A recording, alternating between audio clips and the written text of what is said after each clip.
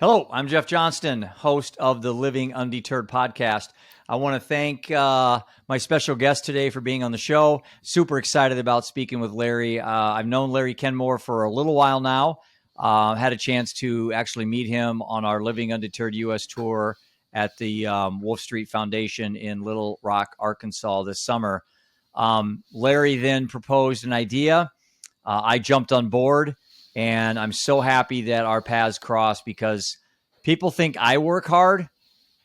Larry, I have to say, there's not many people in the mental health, recovery, substance use, distress space that works any harder than me, but you'd be one of them. Welcome to the show. Well, I appreciate that, but we're out to try to solve or eradicate this issue that everybody else has been addressing for the last 15, 20 years without success. So. Well, the elephant in the room is, what issue are we talking about? The issue we're talking about is overdose deaths, drug problem, mental health problem, homelessness. They're all interrelated and they're all connected. And we have thousands and thousands of programs across the country, all working in silos, nobody working together, everybody thinking they have the answer, and statistics and facts. And Rotary is big on statistics and facts, proves that absolutely not one of them has made a difference in this issue that we have of overdose deaths, drug addiction, mental health, homelessness. Nobody. Yeah, and let's talk a little bit about a couple different things.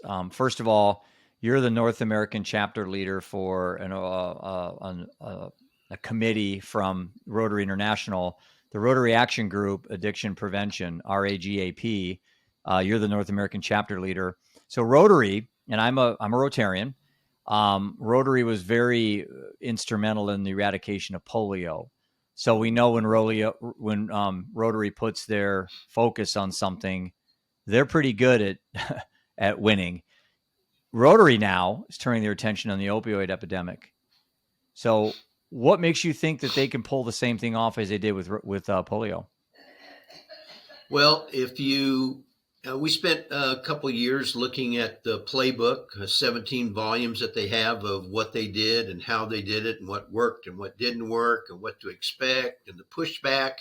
And we looked at all of those things to try to figure out why it was successful and what worked. And so what we do know is the number one lever that made it successful is Rotary is a local community organization. It's in the community, it's community members. And when Rotary takes on a project in the community, they're successful at it.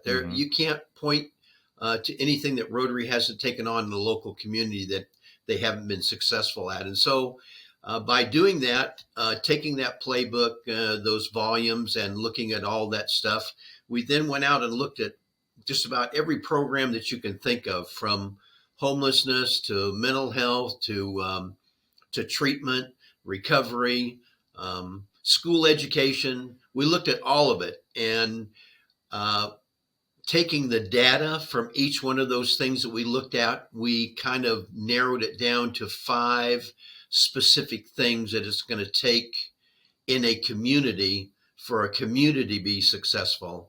And those 5 things came up with the acronym of SMART. We call it Project SMART.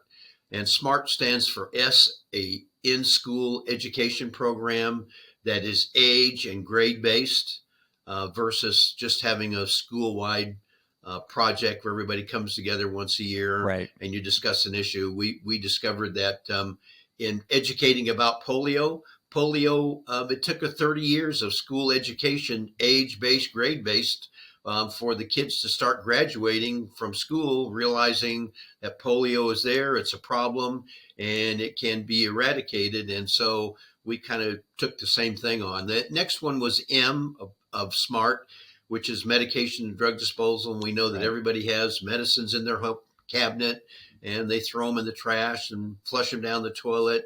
It's polluting our water system. And so we need to get them out of the environment and Right. get them out of the home safely. And so we came up with a safe drug disposal bottle that immediately neutralizes them right there in the home, keep it in your medicine cabinet. And then the A, which is our awareness, is kind of our PR, our naloxone training, and realize that research, in fact, recent research 2022 from Lancet shows that there's not one community, city, state, county in this country that is even doing 10% of the amount of naloxone training that needs to be done. So Rotary will be doing community naloxone training on a monthly or bi-monthly basis. Then that's amazing. Our Project Smart is recovery.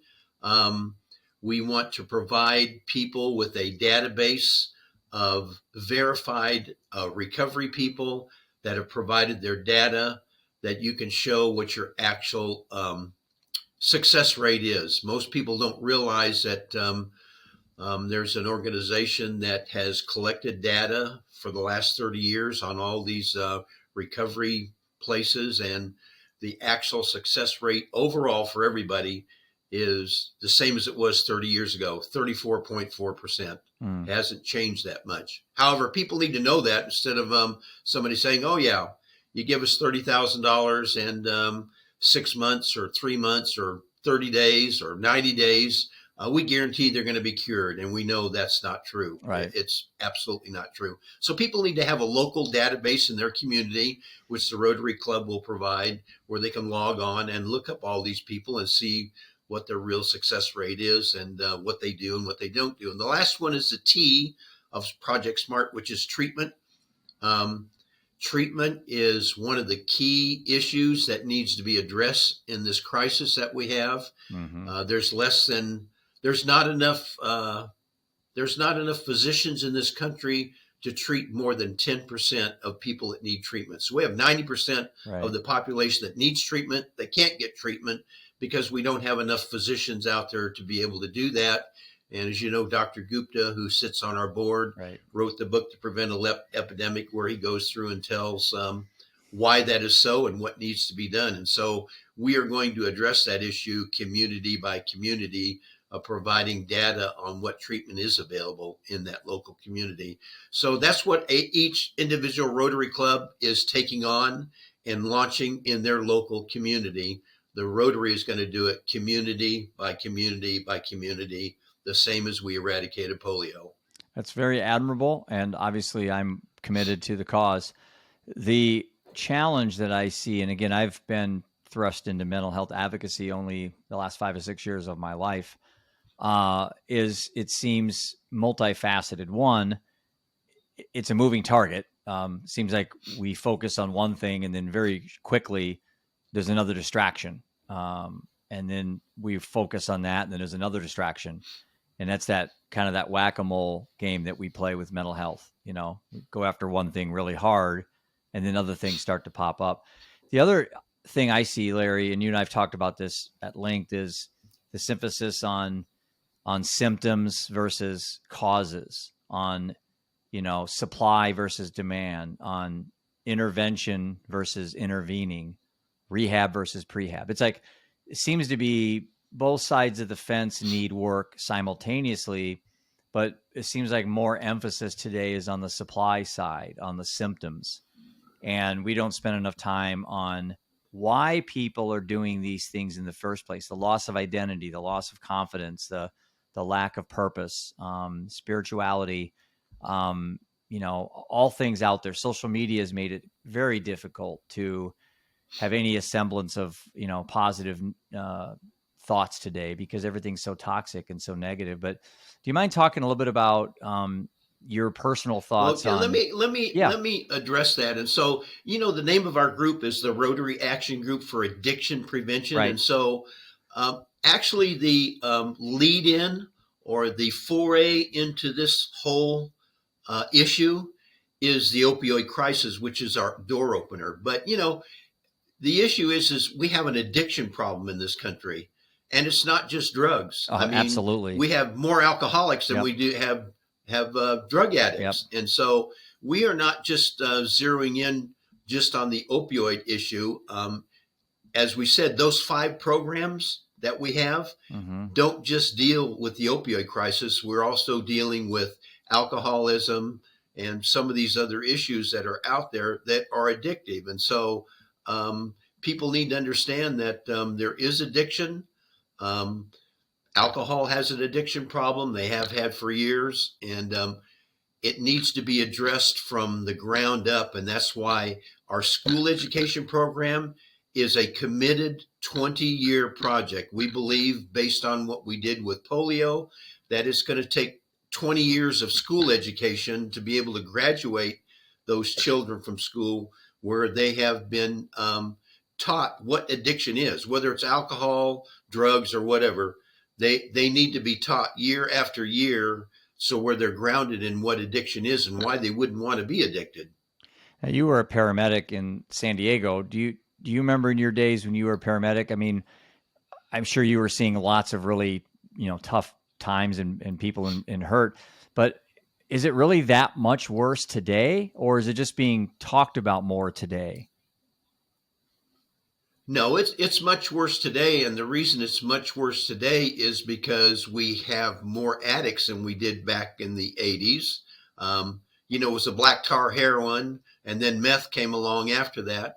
But we still have more people that are dying because of the fentanyl, and we have more addicts than we did back then. So it's just a larger issue, and it's a larger issue because we have more people with addiction. So, and a lot of people move from alcohol to drugs. Yeah.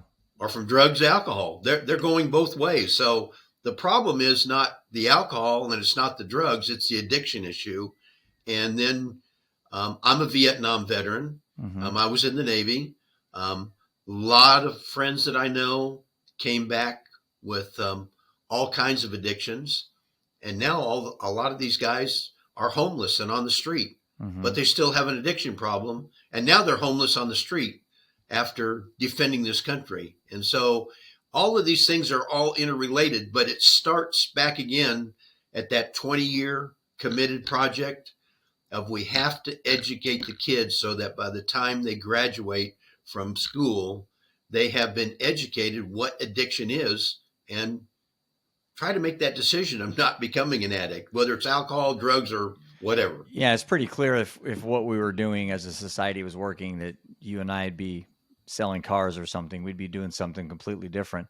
The reality is what we are doing isn't working. And I think, just even the word addict to me holds such power. It's like disorder. It's like, I think, and this is just my opinion, and I'm just a dad from Iowa, Larry. I don't have any medical background at all, but I think we're all addicts. I don't think if I say somebody's an addict, there's an implication that there's somebody that isn't. If I say somebody has a disorder, there's an implication somebody doesn't.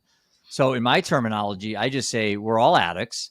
Some of us have addictions to other things than other people do, but I think it's human to be addicted. I think it's perfectly normal to have addictions. And again, addictions by definition are the negative addictions. I can argue with someone that, hey, isn't working out a positive addiction? Well, they're going to say, well, by definition, that's not an addiction. That'd be a compulsion or something. But I think if we, especially with our kids, if we make them understand that they aren't abnormal, that every other kid on the globe has addictions and thoughts like they're having, I think that's a very first step in how we can start to get this narrative change. Because when we say someone's an addict, we're almost putting them in a box and assume somebody isn't. And again, you can be a gambling addict, a sex addict, a food addict, and it can be just as destructive in your life than any other addiction, Yeah, I agree with you. And again, sex addicts don't die from overdoses. People that have, eating disorders, they die from their eating disorders. And so we have this issue about we have to train them up from a young age that there is addiction, whatever the addiction is, that there is addiction and you don't want to go there. Fentanyl changed everything. Fentanyl Yes. changed everything. Because when I was in high school, back in the 70s and 80s, people didn't die. You know, I could go all years of high school, all years of college, and not know one person that died. Now, every school, and my boys know, well, their brother and their mom did, but I mean, not counting those two, they know people that have died, from lots of different things, but a lot of it's things that were preventable and predictable. The decisions, the choices people were making were ending in their lives. But for some reason, we just didn't die back in the 80s. And that's fentanyl just really ramped up our ability to have. That's not necessarily true either, because people were dying from cancer, from lung cancer, from smoking. Yeah. And smoking I is meant a drugs habit, and it's alcohol, but addiction. you're right. And so Yep. I understand that. Yep. But what I'm saying is that there are people dying from some of these things, and the children need to be trained that there is addiction and what it causes. And that's what our 20-year foundation school training program, the S that starts with Project SMART, is about, because that's the foundation of any country, is their youth. Yeah, and I love that's the future of the country. I love the 20-year angle, because you're right. If you bring in a motivational speaker and he speaks at an assembly and the kids get all jacked up, within a couple hours, they're back on their phones. They're back having alcohol at the football game. I mean, not a whole lot changes. Now, sure, one kid or a handful of kids, that may be a life-changing discussion, and that's certainly worth it. I'm not saying let's don't have these people do these things, but I think to really change behavior, you have to put the autonomy. You have to put the autonomy in the hands of the kids. Go ahead. Sure. And the interesting point that you brought up is that we need to do these things. However, we need to work together instead of pushing back, saying, right. "Oh, I've got this program over here, and right. we've been doing it for so many years, and we're getting funding for it, and you guys, Rotary is going to come along. You're going to do what you're going to do." Well, why are you doing what we're doing? Right. The issue with Rotary is real simple. You keep doing what you're doing. We want to add to it, because we don't believe that there's enough being done in any of those pieces of Project SMART. Not enough. Yeah. And the statistics, as Rotary is good on numbers, it is not working. Yeah, and it's not about who's right and who's wrong. It's about saving lives, and that's the value of harm reduction. And I've got my my box of Cloxado right here. So let's segue into naloxone, which basically Narcan and Cloxado. The difference between the two. Now let's pretend we're talking to people that have really no idea what any of this is in the first place. So let's have you kind of talk at a very easy level for people to understand, and then we can move into the differences between Narcan and Cloxado, and maybe some of the pushback we're hearing on both. Sure. Well, just let me lay a little groundwork. First, I was a paramedic. I gave lots of naloxone in my day, lots of it. However, we didn't shoot it up somebody's nose. We always started an IV, and we gave an IV, and there was instant reaction. Now, first of all, let's explain to people what this is for. It's for people who overdose by opioids, this right? Drug, naloxone, yes, naloxone reverses the effects of overdose, which is the main effect is you quit breathing. Correct. So the issue is that when you quit breathing, you're now losing oxygen to the brain, and every second counts, because in 3 to 4 minutes, you're going to be brain dead. You could be revived, but you're going to be brain dead. Right. So the issue is to get the person breathing, get them oxygen, and get them back in a state where they're breathing on their own. And so naloxone reverses the effects of the depression of the respiratory system. Okay. And so what you want to do is, if you believe that there is somebody that's overdosed, or you know that there's somebody's overdosed, you want to give them naloxone as soon as possible. Any side effects? So with me saying that, if somebody's, any side effects of the naloxone, Narcan, if somebody has asthma or somebody's a diabetic or something. No. In fact, that's one of the things we learned in paramedic school, was that if you suspect it, give it, because there is no side effects. If somebody's got heart trouble, diabetes, whatever, there is no side effects to any of those other problems. And at how long, all. how long And has this so, been on the market?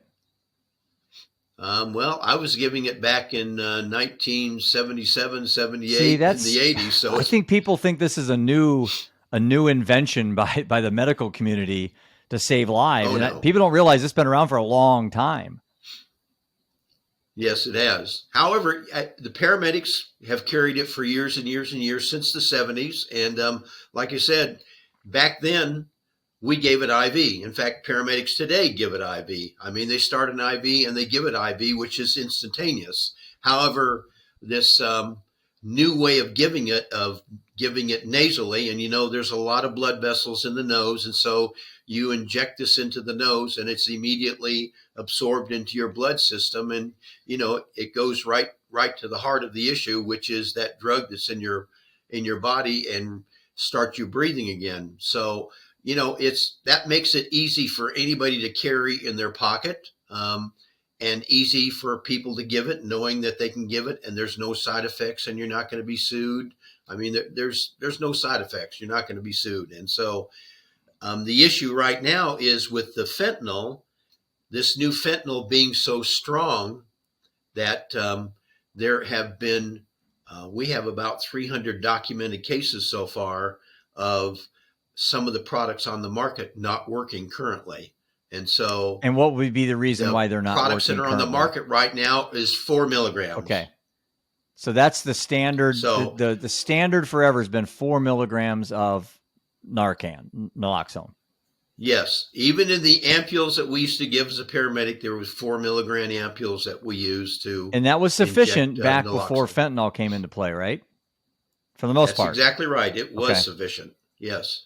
In fact, I've done some research and can't find any stories back in the 70s or 80s or whatever of the naloxone not working. But now, and on our website, we have the on-scene New York paramedics having to give 4 or 6 doses of naloxone to try to save somebody's life. And so if it's 4 milligrams and you're having to give 4 to 6 doses, we have collaborated, Rotary has collaborated with Hikma Pharmaceuticals for their Kloxxado, which is the newest on the market. That's what I have right it's here. 8 milligrams instead of the 4 milligrams, yes.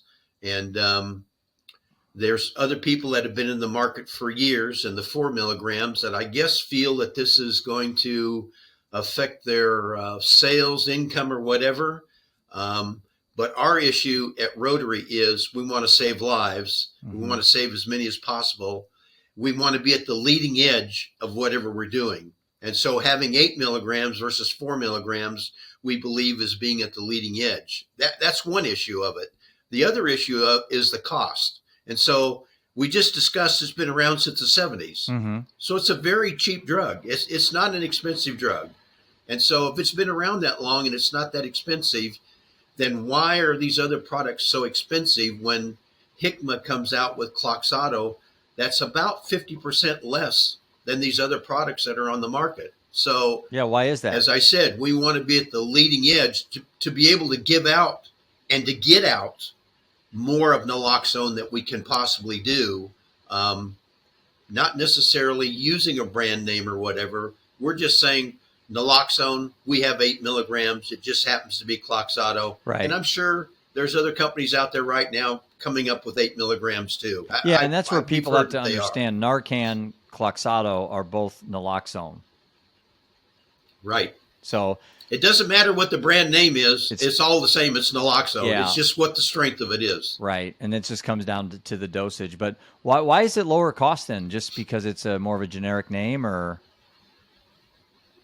Well, as I said, naloxone's been around for years, Right. so it's a very inexpensive drug. So the issue is, I believe, well, I shouldn't say that.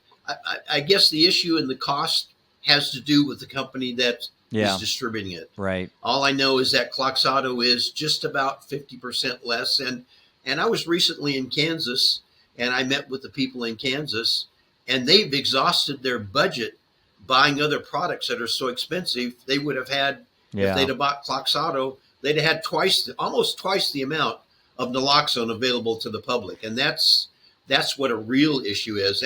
And I need to add to this that most of it is being purchased with your taxpayer dollars, grants from the government to local communities to buy naloxone, whatever they buy, whether it's injectable, Right. nose injection, whatever the brand is, they're getting the dollars to do it. So why would you not want to make your dollars go twice as far? And goes back to the issue of we're only addressing 10% of the need that's out there. Yeah, and if you think about, we could spend time splitting hairs saying 4 or 8 or 6 or whatever number we want to use. And the alternative is 0, is not having it at all. And that's pretty much guaranteed death. At least if you had 4 or 8, you've got a shot. Even if it's not enough, it's still better than 0, I would think. 0, you got no opportunity. Maybe you give a couple doses of 4, maybe you give 3. Still, they have a chance, And I think it's all about saving lives and giving that person that's struggling another day, another fight, So we believe at Rotary that naloxone needs to be as common as seatbelts. Right. You got to have it, everybody. Right. They should be carrying it everywhere. Well, let's jump into the other part of the Project SMART. One part that I think is very, needed and innovative, and want to compliment Rotary for doing a good job with this. That's the drug disposal area. Let's talk about the disposal. I don't know that I'm just forgetting the name of the larger unit you guys have. Then you have the disposal. It's a kiosk. Kiosk. Thank you. Then you have the smaller containers that are with fluid in them. Talk a little bit about how that works and how that can be beneficial to the community.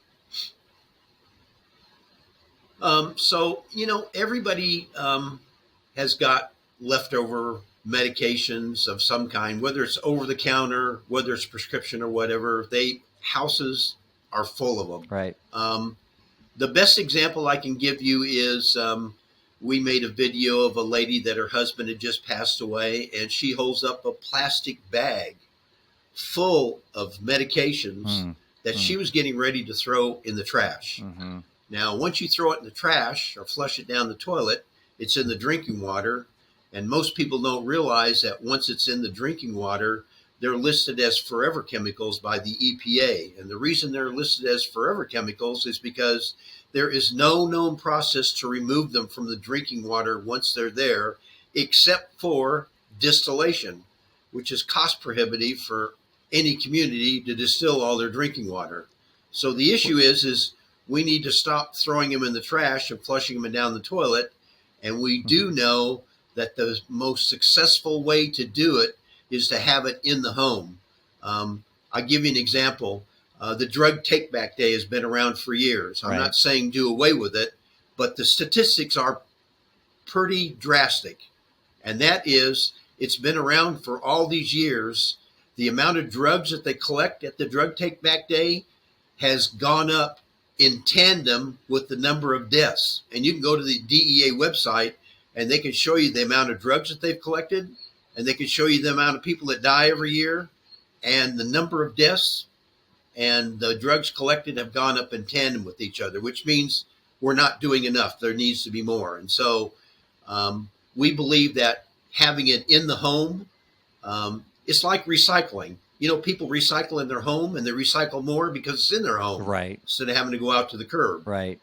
So because of that, we believe having that bottle in the home or having these kiosks around, that more people will dispose of the drugs versus flushing them down the toilet and throwing them in the trash. Well, you and I did quite a few Rotary presentations. I think we did 6 or 7 together in the last couple of weeks. And probably the most eye-dropping or jaw-dropping, eye-opening part you do in your whole presentation, Larry, is when you put the results of the water test in the local community up. And I remember being in, I think it was Marshalltown, Iowa. I'm sipping on a glass of water that they served at the restaurant.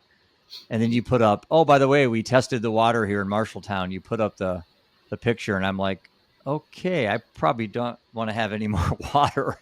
I mean, it was amazing. Every place we went, when you tested the water, it was a full page of chemicals that you would see. And that has to be something that people had no idea. No, they do have no. They did not realize I that had no flushing idea. them or throwing them in the trash leaves it there and keeps it there.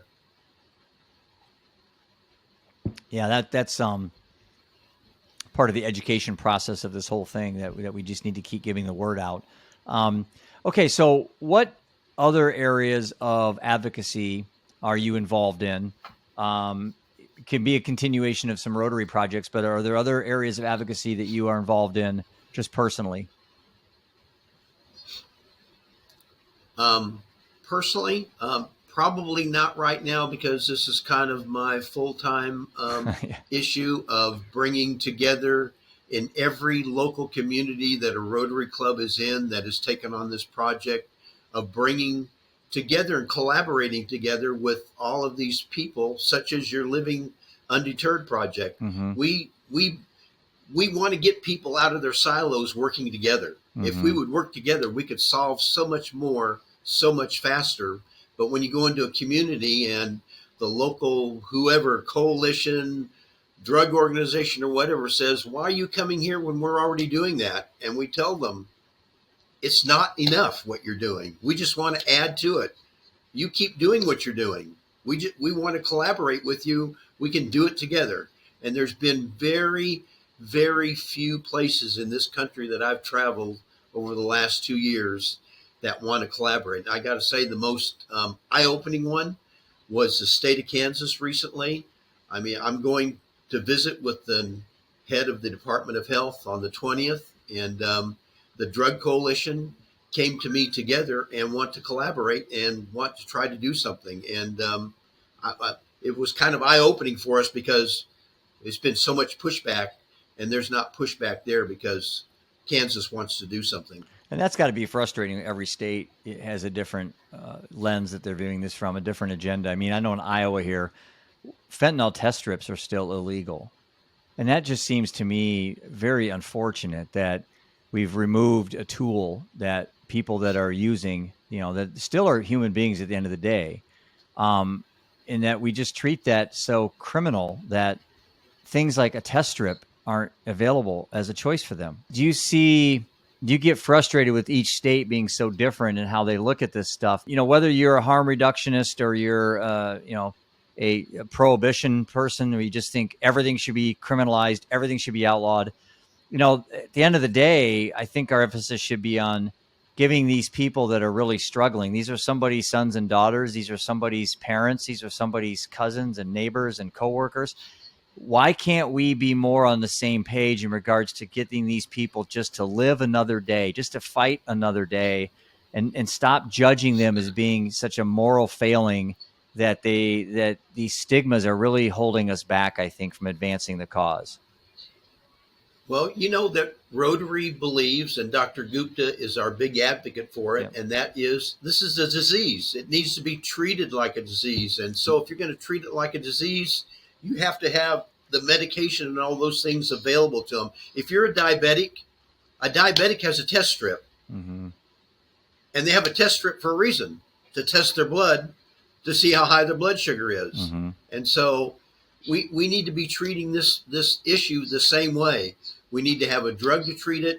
We need to be able to treat it and save people's lives, because the only thing that has been successful in this whole thing, even at a small amount, 85% success rate treatment.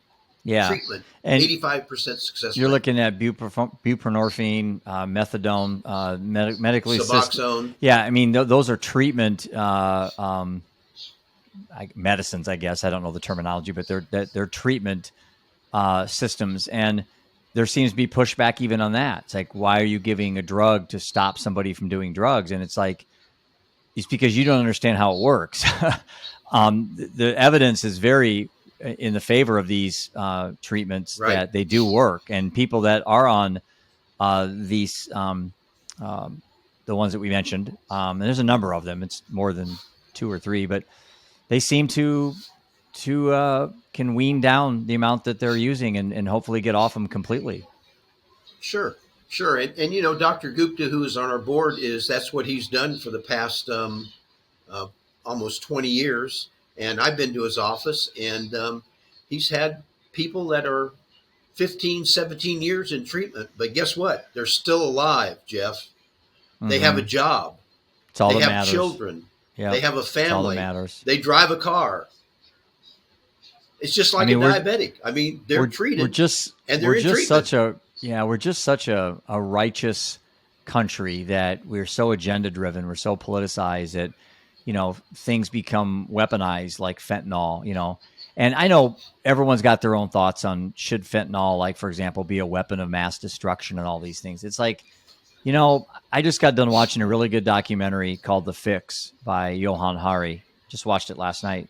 And we spend so much time on semantics and splitting hairs and thinking we're doing the right So thing. true. It is true. And it's like, I just don't understand why, call it what you want. It isn't going to go away, just what we call it, and it's not going to stop the reason why people do these things. People are hurting. People are trying to get away from something. They're trying to bury their pain. And we call something a weapon of mass destruction. We think that's just going to go away. I mean, it's insane to think that way. I understand people are angry. I'm mad too, lost a loved one to this crap. I mean, I want to eradicate all this stuff too, but until we change behavior and You faded out. understand why people are doing these things in the first place, I just think fentanyl is going to be replaced with something else. Oh, for sure it is. It already has. Sure. It already is be working sure on that. They're going to come. That's exactly right. So, it comes back to the issue again is that we need to educate the children during their growing up years of what addiction is and why they would not want to be addicted to something. That's where it's at. I mean, if it's not fentanyl, it's going to be something else. You can be sure of that. I mean, black tar heroin was just, and then meth came along, and it's like people have no concept of what's really coming down the pike because it's going to be something else. Everybody needs to go back and read the story about the opium wars that we had. This is so similar to that. It's scary how similar it is to that. Yeah, we know, criminalizing all drugs isn't an effective tool. I think someone said that the United States has more people incarcerated for drugs than most of the world combined. It's amazing how much money and time we spend on locking people up for things that things that they needed to be in treatment for, not incarcerated for. But it's good PR. Oh yeah, it's good public relations for the state, the city, the government, elected officials. It's all just public relations. I mean, every time that you see that more people are dying, then more politicians and elected officials come up to the plate and say, "Oh, look, here's what I'm going to do." It just gives them more public relations time that solves nothing. And I think the answer isn't to legalize, every single drug. I mean, obviously there are some countries, Portugal, Switzerland. I mean, there is evidence out there that some of these strategies have actually worked. Now, people will nitpick it and find other statistics in those areas that aren't favorable, but you can't have a utopian environment. I mean, you're going to have some give and take with any type of legislation with these things. But, I think our country's coming to some senses. I mean, I've never smoked marijuana, full disclosure, but there are some aspects of cannabis that can be productive. I think psychedelics is another area that we really need to, as a country, be open about these things. Because I go back to the precedent that I just talked about. If what we were doing was working, we wouldn't have to entertain any of these other alternative options. We would just keep doing more of what we're doing. Problem is, it isn't working. And so I'm not pro psychedelics. I'm just saying I'm anti what we're doing. You follow that logic there? Exactly right. Yeah. And that's what Rotary is too. Rotary is who are against what's already been done because it hasn't worked. And the reason we don't know what the right answers are. From a fact, statistics. Right. Right. And we don't know what the right answers are. If everybody would work together, though, we could get a lot more done instead of sitting in silos. Yeah, I agree with that. And that was frustrating on my tour because I'd go to one stop and I'd have to kind of educate myself on the state laws. I'd go to another stop and other things were more harm reduction was very well embraced in some states. In other states, it's the kiss of death. People don't talk about it. And you wonder why we have these issues that are so difficult to solve when you have so many different agendas out there. It gets really tough. Well, what are some other projects that you think Rotary?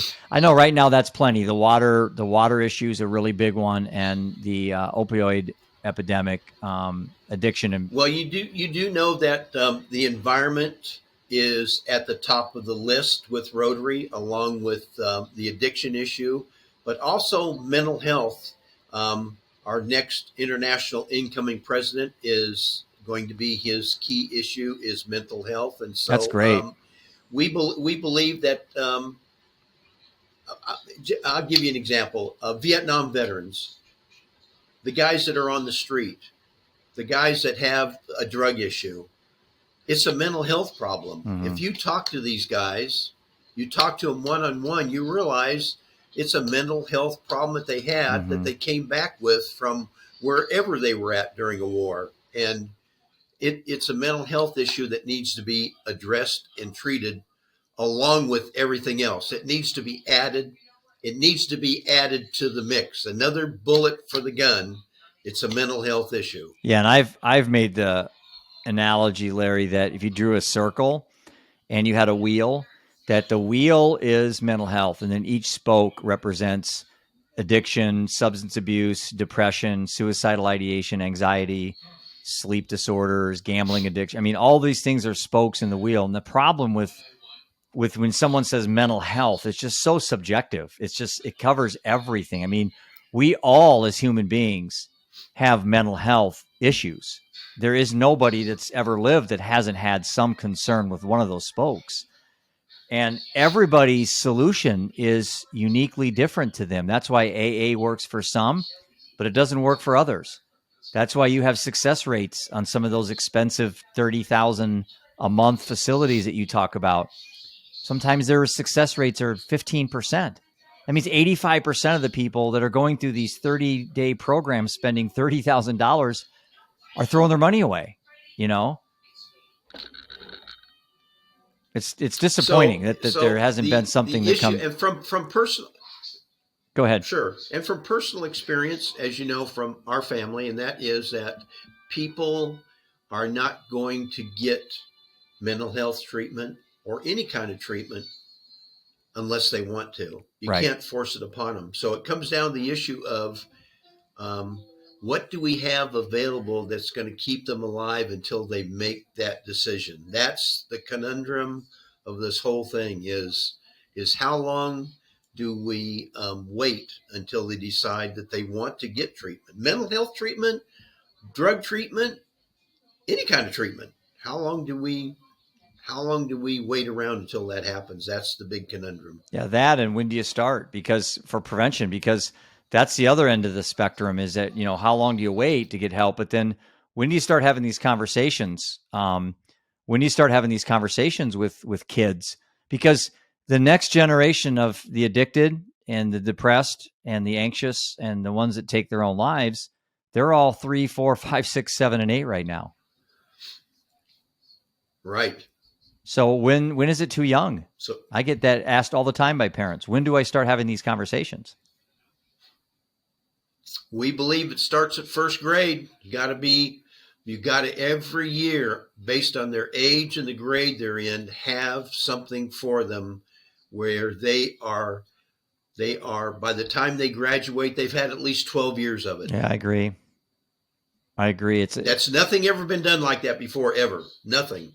Well, it should be. I mean, we had the DARE program. Yeah. But the problem is the DARE program, you got 6th graders and 12th graders all sitting in the same room listening to the same story with two different, probably 4 or 5 different types of brains in that room listening to the same story. And most of the time, work, as we know. Most of the times, you're not going to scare people out of changing behavior.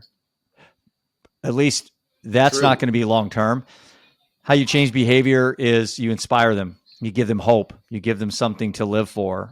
Scaring people to not go down certain roads, that doesn't work long term, Larry. You know that. I mean, you tell your son or daughter not to do something. They may not do it for the weekend or the next day, but when it's all said and done, they're eventually going to try things. And so it's inspiring them to make better choices and give them the control that they can make better choices. The autonomy.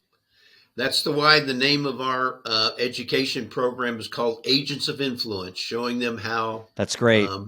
In modern day technology and words, this is what it's about. Instead of just having this piece of paper that says something on it, we have this animated program that's developed with Rotary clubs that is pretty modern and up to date.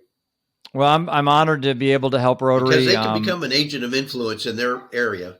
Yeah, I mean, I think Rotary's right on pace to do some amazing things in par with what, or on par with what you guys did or we did with polio. But how can people reach you as we wrap up the show? And what's the best way for people to get more information on your programs? They can go to our website, which is ragapnorthamerica.us, RAGAP North America, all one word, .us, or you can email me, Larry, at ragapnorthamerica.us, and be glad to talk to anybody, especially Rotarians or anybody that wants to collaborate. Any other groups out there that are in this space, we'd love to collaborate. Well, you're an inspiration, and I admire what you're doing, and I'm happy to be on the team with you guys. So, want to thank you very much for being on the podcast today, and you and I will be seeing each other very soon. Yes, and it was good talking to you. Appreciate the time, Jeff. All right. Well, thanks, Larry. Very much appreciate it. Keep living undeterred. That's the plan, right? Take care. Thanks.